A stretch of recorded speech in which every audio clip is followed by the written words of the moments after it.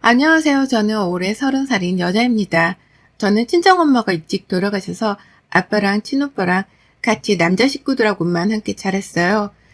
그렇다 보니 여자애들이 흔히 가지고 있는 애교 떠는 방법도 잘 모르고 여자가 삶의 어작기를 주고받으면서 얻을 수 있는 삶의 지혜 같은 것도 인터넷으로만 보며 터득을 했습니다.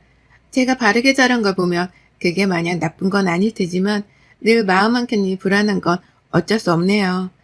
내가 살고 있는 방법이 옳은 것일까 하는 의문을 가지게 되어서 말이죠. 결혼을 하고도 예외는 없었습니다. 애초에 결혼하면서부터 말이 많긴 했었어요. 남편은 제가 가장 친하다고 생각하는 친구의 동네 오빠이고 그렇다 보니 친구 하나 믿고 남편한테 의지를 많이 했어요.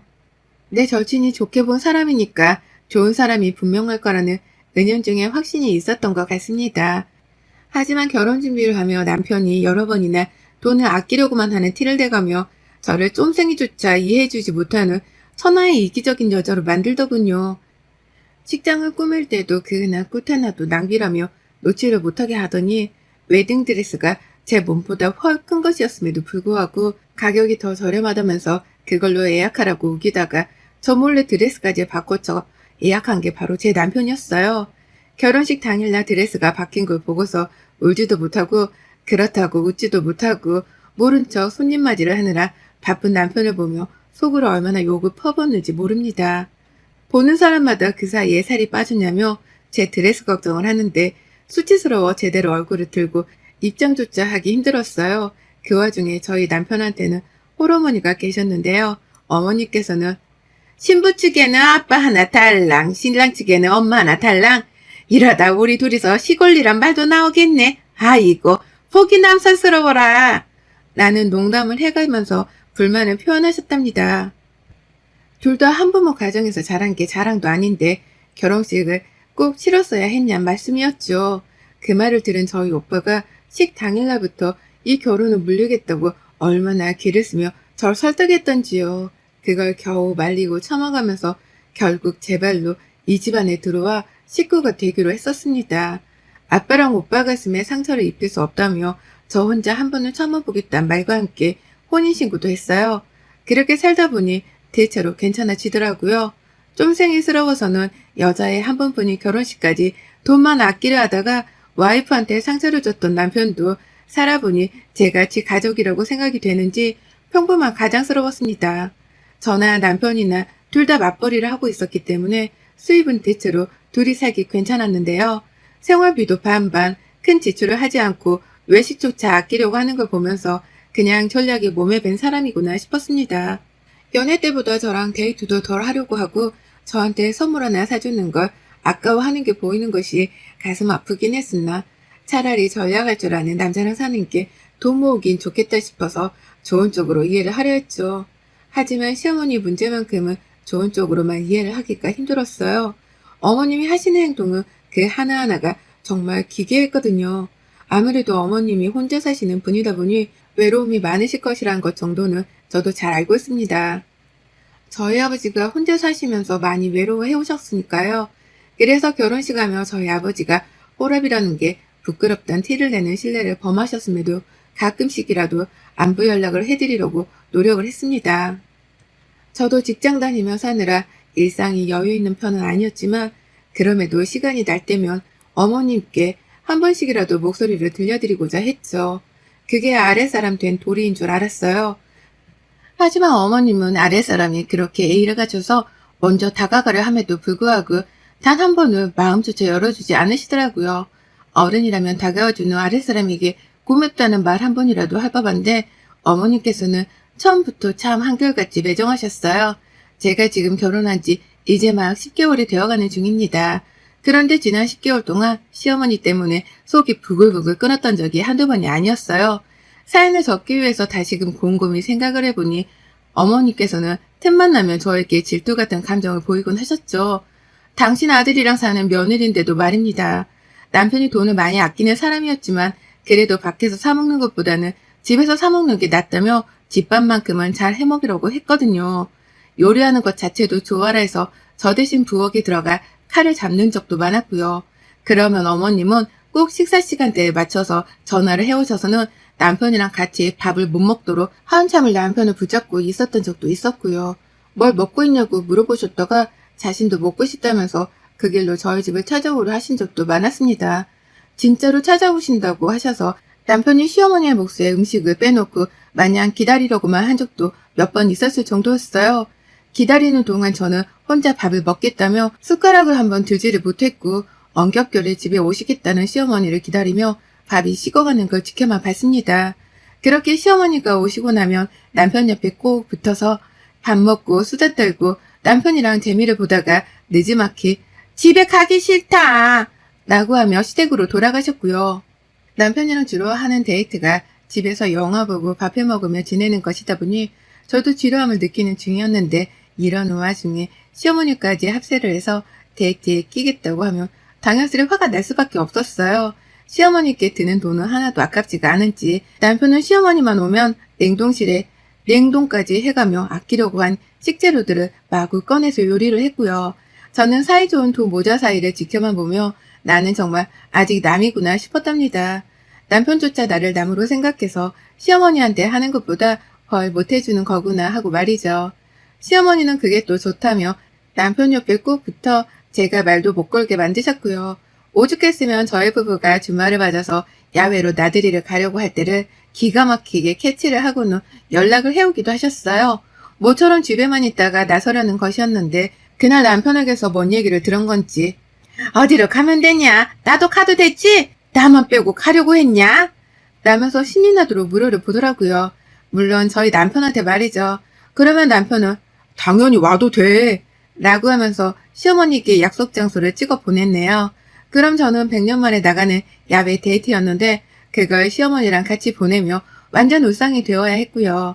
저희 집에 오실 때마다 제가 뭘 입고 있는지도 찬찬히 보고 한 번은 제가 머리를 좀 따서 올렸더니 환갑이 다 되어가는 그 나이에 머리를 따서는 제가 한 것처럼 올려선 집에 찾아오셨더라고요. 미칠 노릇이었죠. 이쁘다고 한 가디건은 달라는 소리인가 싶어서 황당해하며 봤더니 다음번에는 똑같은 색상의 가디건을 입고 우리 집을 찾아오질 않나. 정말 알 수가 없는 속마음이었습니다. 모질다고 해도 할 수 없었죠. 저는 시어머니랑 결혼한 게 아니라 제 남편이랑 결혼한 것이었으니까요. 자꾸만 끼어들어 부부생활의 일원이 되려고 하는 어머님의 태도는 분명 도가 지나친 것이 맞다 확신했어요. 그걸 모르는 시어머니랑 남편이 그저 답답하고 속상할 뿐이었고요. 그렇게 섭섭함이 차곡차곡 쌓여가면서 시어머니의 주저넘치는 참견과 관심을 불편하던 중 이것이 질투라는 확신을 하게 되었답니다. 제가 임신하게 되어 지금은 막 9주차를 지나고 있는 상태예요. 임신이 처음이고 아이도 아직 조그마한 상태라 뭐든 조심하게 되고 예민함이 하늘을 찌르는 중이었죠. 거기에 더불어 입덧까지 말도 못하게 하는 바람에 실제 구토를 하며 신경이 많이 날카로워졌습니다.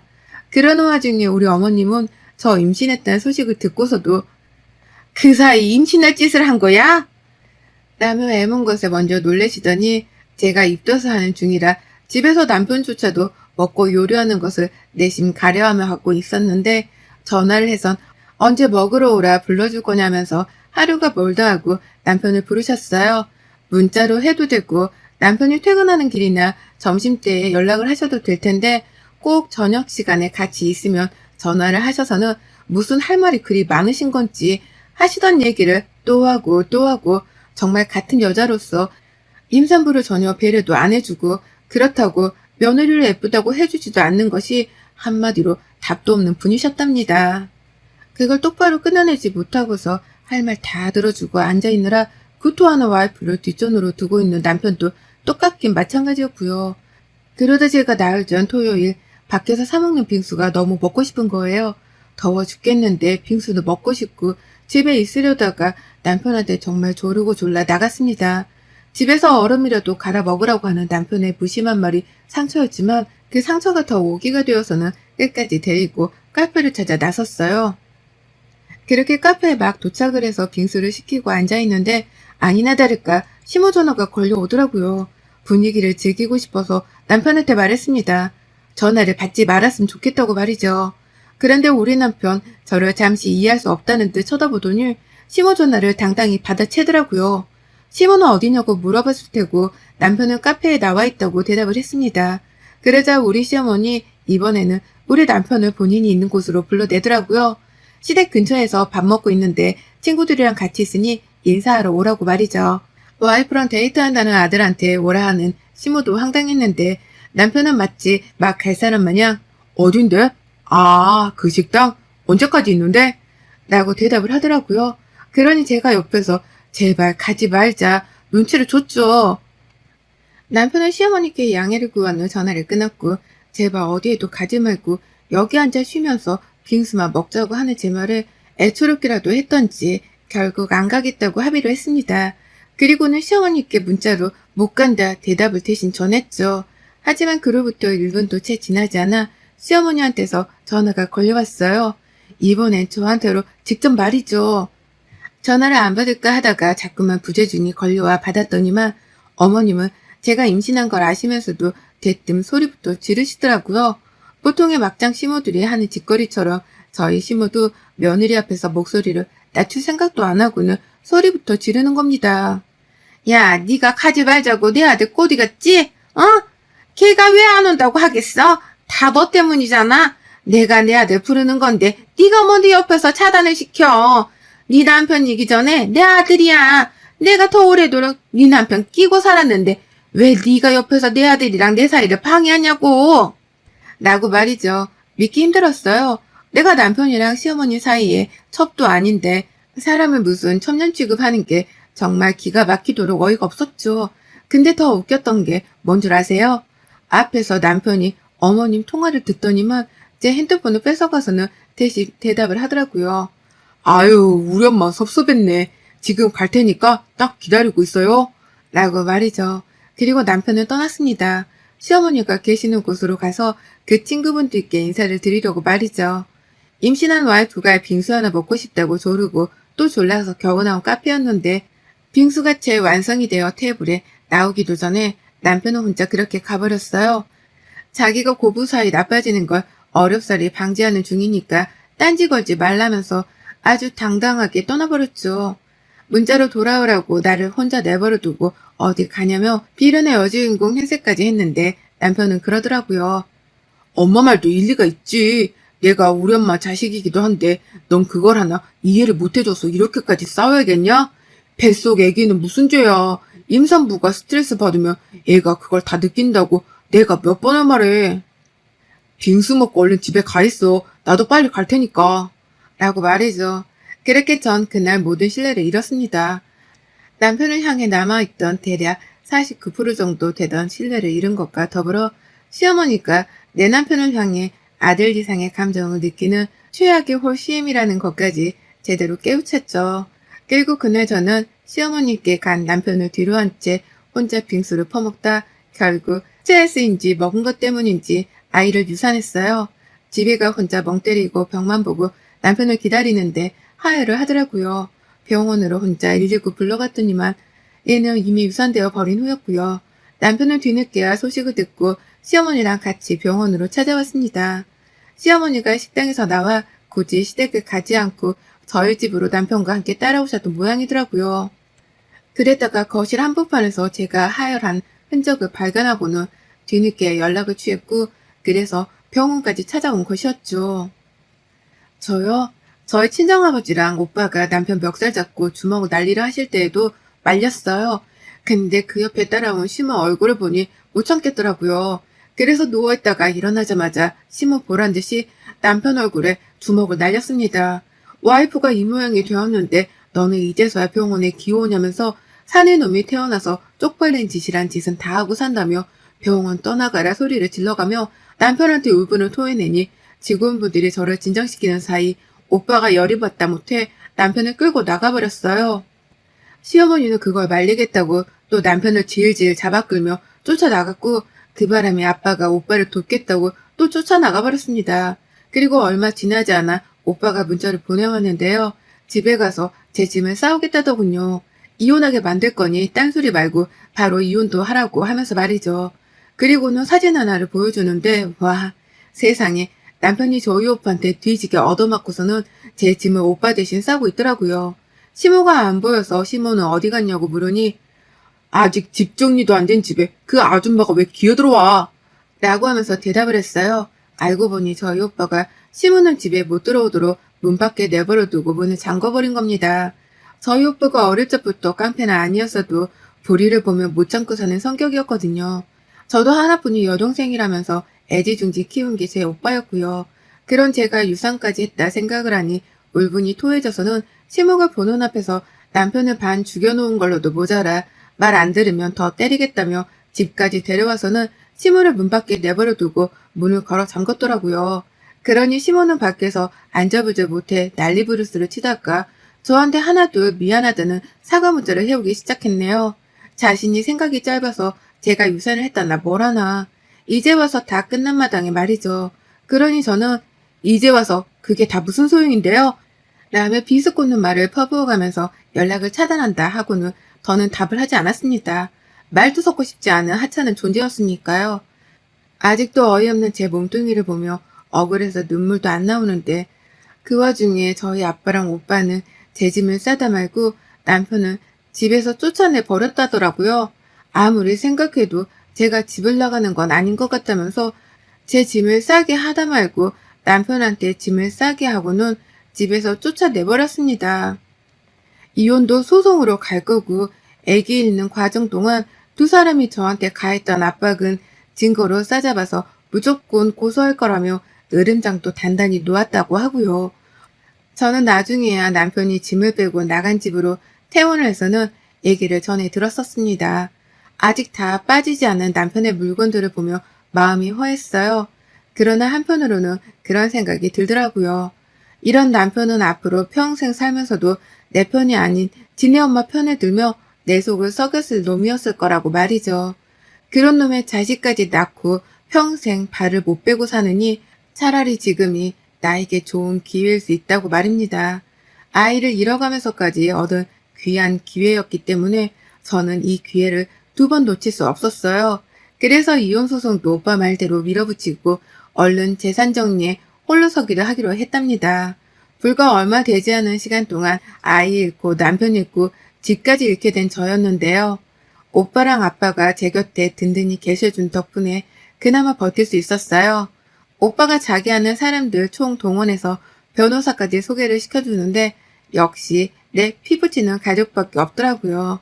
결혼한 기간이 너무 짧아서 재산 정리를 할 것도 없었지만 그래도 결혼하며 들인 돈을 나누고 정리하느라 어쩔 수 없이 남편과 연락을 해야 했는데요.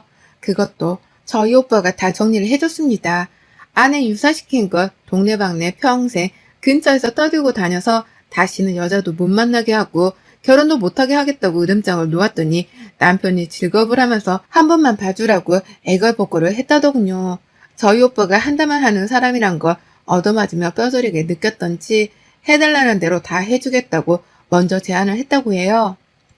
그래서 오빠는 지금 살고 있는 저희 전셋집 만기가 될 때까지 제가 살고 그 후 받게 될 보증금으로 기존에 보탰던 원금은 돌려주겠다고 합의를 받아냈다고 하고요.